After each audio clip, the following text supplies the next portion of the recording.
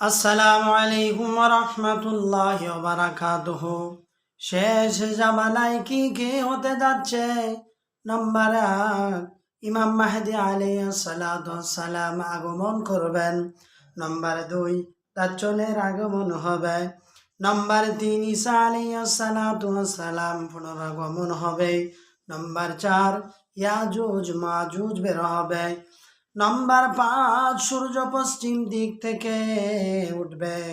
Number ৬, কালো ধোঁয়ার আবির্ভাব হবে। নাম্বার ৭, পৃথিবীতে ব্যাপক অনাচার ও অবিচার ছড়িয়ে পড়বে। নাম্বার ৮, নারী সংখ্যা পুরুষের তুলনায় অনেক বেশি হবে।